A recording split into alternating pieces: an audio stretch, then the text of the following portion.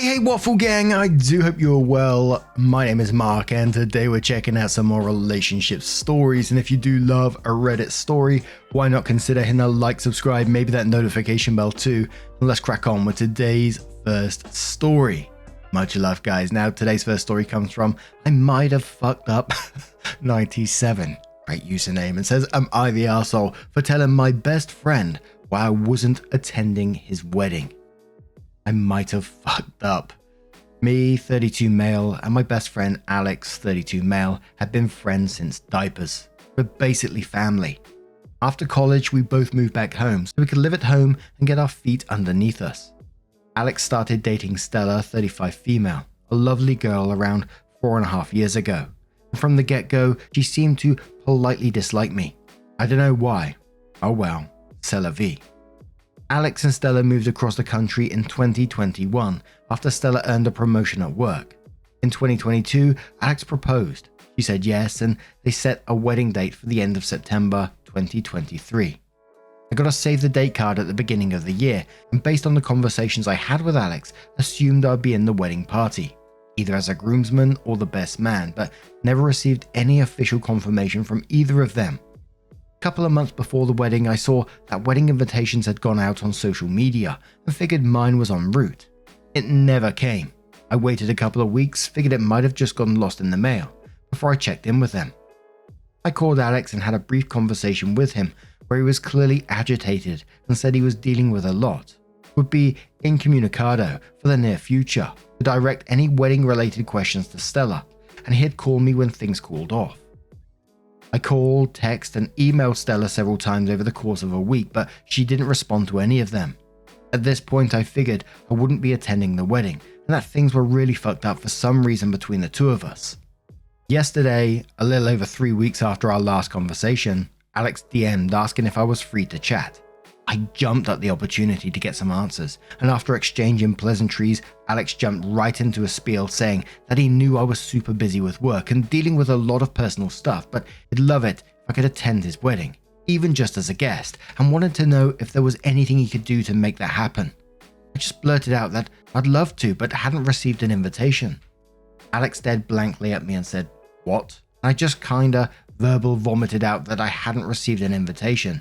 That was the reason I'd called him a few weeks ago, that I'd contacted Stella about it, but she never got back to me and left me on red, and that I had no idea what he was talking about, me dealing with too much to be involved in the wedding.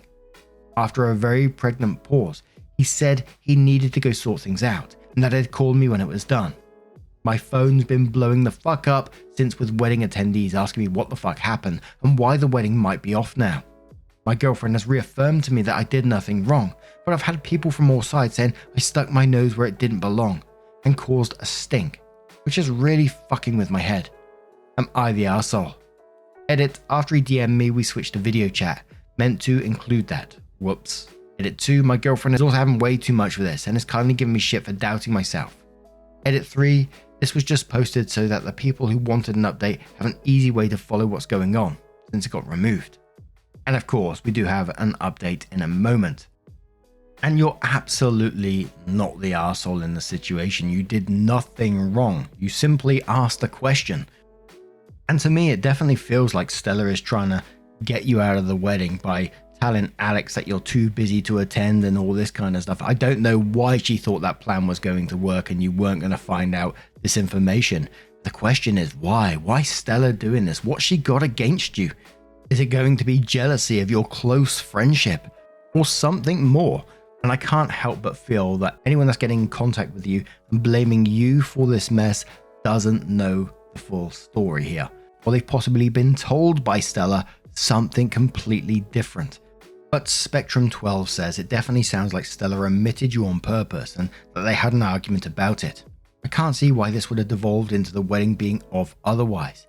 You didn't do anything wrong, and you tried to get in touch and she tried to basically hide that she wasn't inviting you. Odds are he ended the call with you, asked her why you didn't get an invite, asked why all your messages were left on red, and she probably said she did it on purpose. If it was just an "I forgot to reply," then I don't see that exchange becoming an argument. But clearly it did if the wedding itself is now in question. Again, you did nothing wrong. Not the arsehole. It says, It sounds like she lied to Alex about your availability to be in the wedding party and going to the wedding altogether. Since he's your friend, he gave you space to deal with your problems that Stella made up. You're not the arsehole. You probably saved your friend from marrying an arsehole. Street math says you did nothing wrong. You asked a question and your best friend found out he was about to marry a lying sack of shit. Her placing the blame on you to everyone now is because she doesn't want to admit she did wrong. She doesn't know how to take accountability for her actions. I hope the wedding is off because she sounds like a monster. It also sounds like he wanted you to be a part of the wedding party, but she was the one in charge of the entire wedding. Decided she didn't want you in it and lied to your best friend that you were too busy to do it. He was probably hurt that you didn't want to be a part of the wedding and was coming to terms with it before he reached out again. And one more comment from Red of the Evil Dead, who says, I have a very coercive, controlling, abusive family, so I can guess what happened based on what my mother or grandmother would have done in that situation. I think Stella made up a lie about how OP reached out to her in a frenzy and unloaded on her a bunch of stuff he was dealing with and how he couldn't even attend the wedding because of it. Stella probably also told him that OP didn't feel comfortable talking to Alex about it and wants his space from Alex, and that's why he reached out to her. She likely said that OP needs his space and Alex needs to give it to him. She probably went so far to say OP was extremely upset with Alex and didn't want to talk to him. I'm sure she told him that if OP called, they should direct him to her so she could smooth things over with him. Then Alex was upset that OP, his close friend and family, spoke to Stella about all that and not him, trying to give OP his space, and also upset at what felt like a betrayal by OP. Alex did what his fiancée suggested. He gave OP his space. And when he felt enough time had passed, he called OP to hopefully convince him to come to his wedding. Stella was hoping Alex would be so upset and betrayed by the lies she made up that OP said about Alex and his feelings towards him that he'd just ghost him and never contact him again. She's probably been stoking the fires continuously by saying she begged OP to attend and calm down, but he refused. Or maybe she's saying that OP refused to respond to any of her messages. Once Alex finally got the truth, he realized he's marrying a monster and questioning everything. Thus, she has released her flying monkeys. Coercive control abusers always have a pack of flying monkeys on standby in case their carefully laid plan backfires. She's hoping that her flying monkeys can convince OP to call Alex and tell him he's overreacting and not to marry her on his account. At least that's what my family would do. That's why I don't speak to them anymore. If this is the case, I hope Alex doesn't marry her. Living in this constant state of manipulation and control is absolutely exhausting and traumatic. So OP did update the post, and it says, Alex and I text Tuesday night/Wednesday morning. He said he was handling stuff and asked if I'd be free to talk Thursday afternoon with him and Stella, which I agreed to. This is just a rough summary and I probably forgot some stuff. Frankly, I'm too mentally fried to weave a narrative right now, so it's just going to be bullet points. A couple of pieces of info about Alex to provide some context. Alex was raised fairly sheltered and religious until he was 18, when he went to college and opened. As a result, he still has some, blind spots about certain things. Alex has mild to moderate OCD.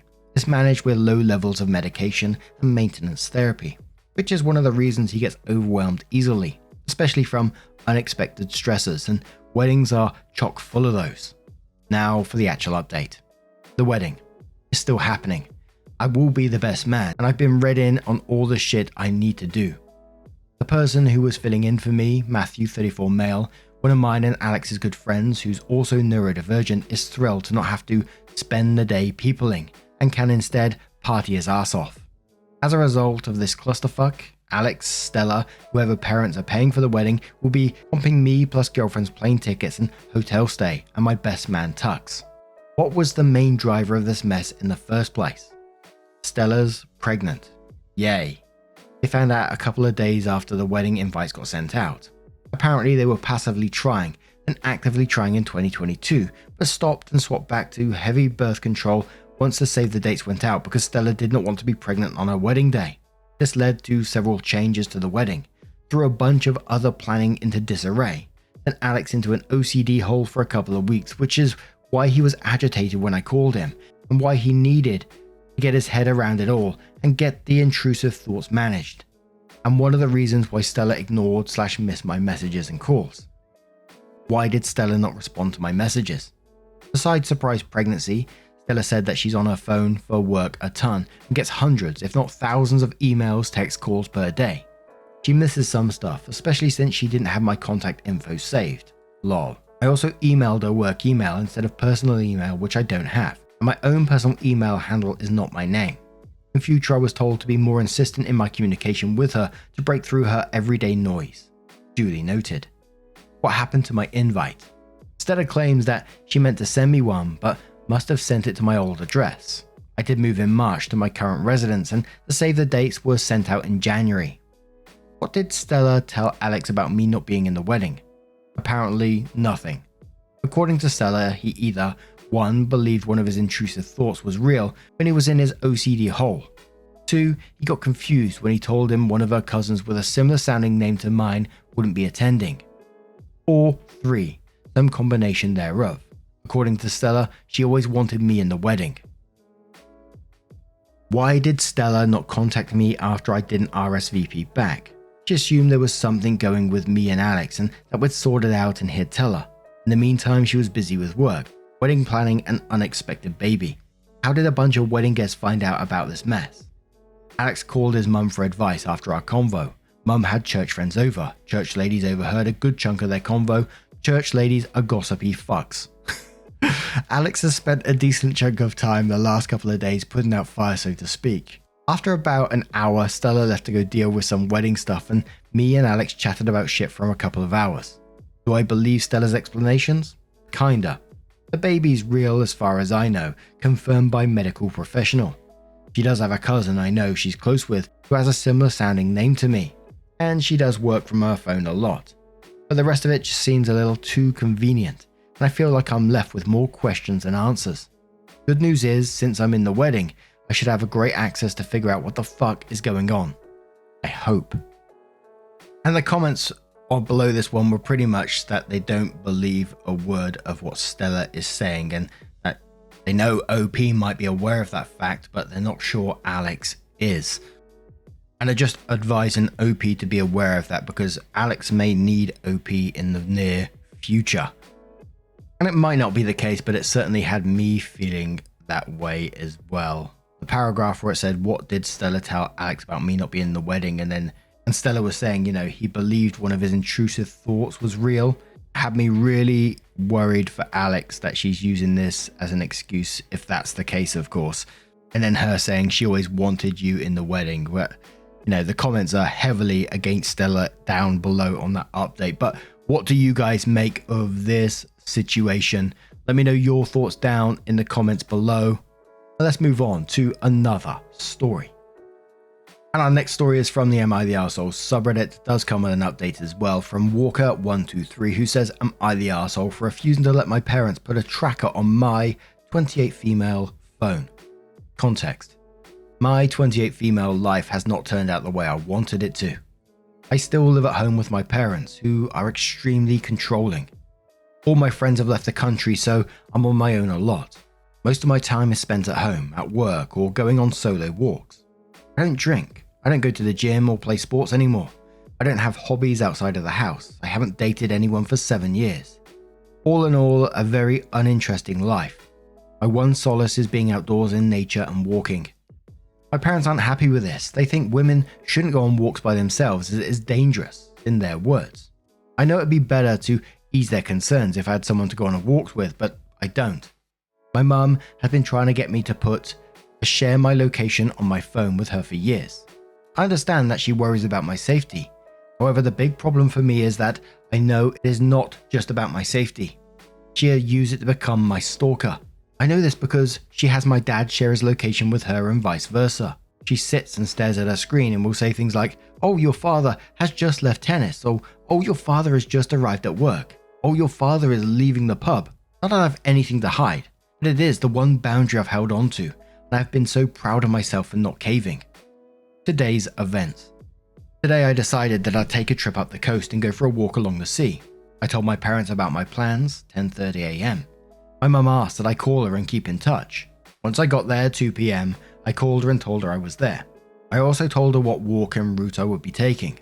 I didn't tell her when I would be home, but she also didn't ask. I also didn't message to say I was on my way home. My parents were furious when I arrived back. 8 PM. My dad told me that I no longer had a say, that it was mandatory for me to have a tracker on my phone. I told them that I had done everything asked of me. I called, explained where I was going. They also said that they could have called me if they were concerned about my whereabouts. So as a result, I've been punished.